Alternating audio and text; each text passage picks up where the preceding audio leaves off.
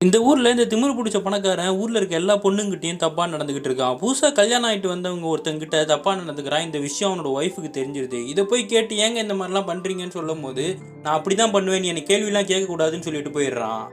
இப்படி ஒருத்தங்கிட்ட மாட்டிக்கிட்டமேன்னு ஒய்ஃபு தான் பையனோட சேர்ந்து அழுதுகிட்டு இருக்காங்க. ஒரு நாள் நைட்டு கள்ளு கடையில அவன் குடிச்சிக்கிட்டு இருக்கும்போது பக்கத்து ஊர்க்காரன் தன் தம்பிய காணோம்னு சொல்லி தேடி அங்க வந்திருக்கான். அவன் தம்பியெல்லாம் இங்க இல்லன்னு சொல்லி போதையில அந்த ஆள போட்டு அடிக்கிறான். வேலைக்காரன் தம்பி எவ்வளவோ தடுத்து நிறுத்த மாட்டேங்கிறான்.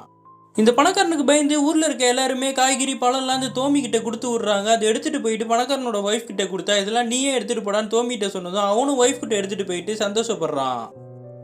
ஒரு நாள் இந்த தோமி கிட்ட அந்த பணக்காரன் சொல்றான், என் ஒய்ஃப் வந்து என்ன கேள்வி கேட்டுக்கிட்டே இருக்கா. அவள நான் கொல்ல போறேன். அதுக்கு சாட்சியா நீ தான் இருக்கணும்னும்போது, இல்ல அவங்க ரொம்ப நல்லவங்க. அந்த மாரிலாம் பண்ணாதீங்கன்னு சொல்றான். இல்ல அதெல்லாம் நான் பார்த்துக்கிறேன். உனக்கு தேவையில்லாத வேல. நான் சொல்றத மட்டும் செய்யின்னு சொல்லிட்டு பிளான சொல்றான். நான் துப்பாக்கி துடைக்கிற மாரி துடைப்பேன். அப்ப நீ என்னோட ஒய்ஃப தண்ணி வேணும்னு கேளு. அவ எடுத்துட்டு வரும்போது நான் அந்த துப்பாக்கி எடுத்து அவள தெரியாத மாரி சுட்டுருவேன்னும்போது, அதே மாரி பண்றானுங்க. ஆனா அந்த சுட்ட குண்டு அவங்க ஒய்ஃப் மேல படாம இந்த தோமி மேல பட்டுருது. இந்த தோமி தான் சாட்சியா இருந்தா பேசாம அவன் சாவட்டும்னு சொல்லி பணக்காரன் விட்டுறான். ஆனா பணக்காரனோட ஒய்ஃப் தான் தோமி ஹாஸ்பிட்டலுக்கு கூட்டு போய் காப்பாத்துறாங்க.